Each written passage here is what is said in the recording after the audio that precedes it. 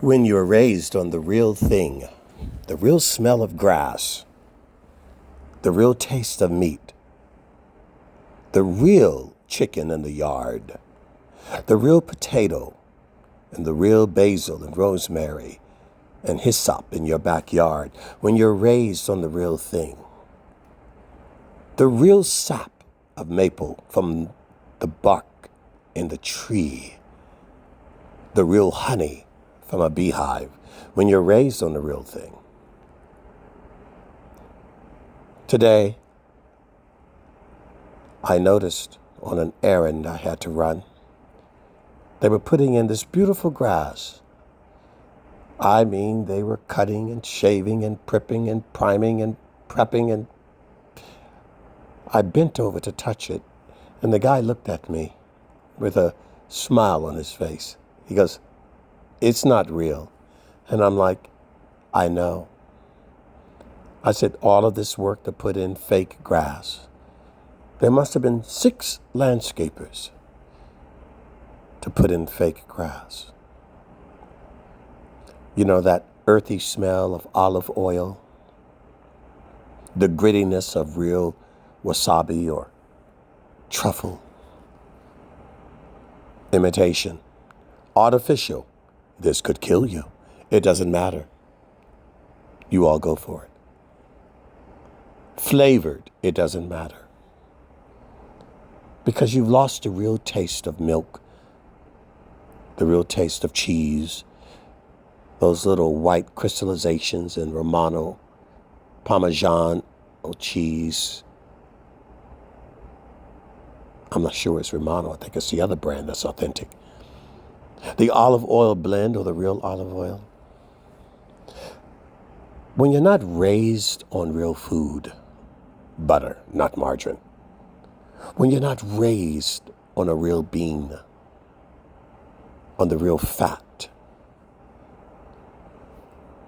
you grow accustomed to the taste of the fake.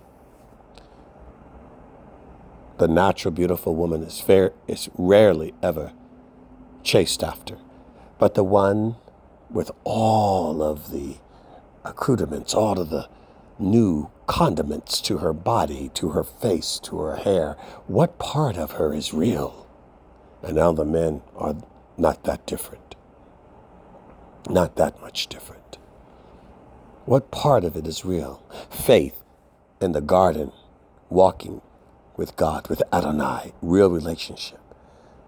All of the phylacteries, the tzitzits and the kippas and the hijabs and the turbans and the crosses, the tattoos, and what is this?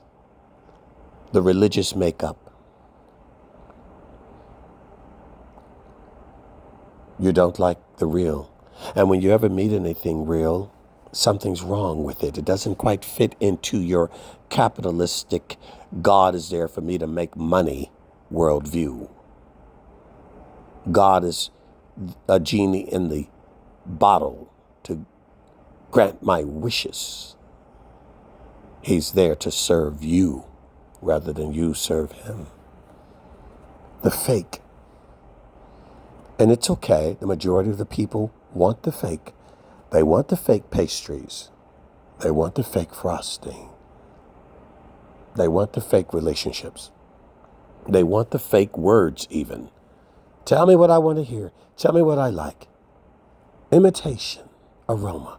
I don't care. Cypher said in Matrix. As long as I know it's not real, but I don't care. It feels real. It looks real.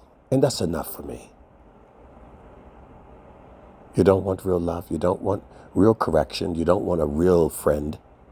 You don't want a real teacher. You don't want a real God. You don't want real food. You don't want real clothing. You don't even want a real you. You hate what's real. That's why you hate yourself. It's all about the imitation. It's all about the weave and the bleach, the dye, the makeup, the jewelry, the piercing, the tattoos, the paint. All about the brand and the labels. But not about you, the real food, the real spirit. And so, yes, When you ever come around it or come close to it, you'll hate it. You meet the real person, you'll hate them. You'll taste the real thing, it doesn't quite taste right. You see, when you remove all of the counterfeits, all of the imitation, and you're left with the real thing,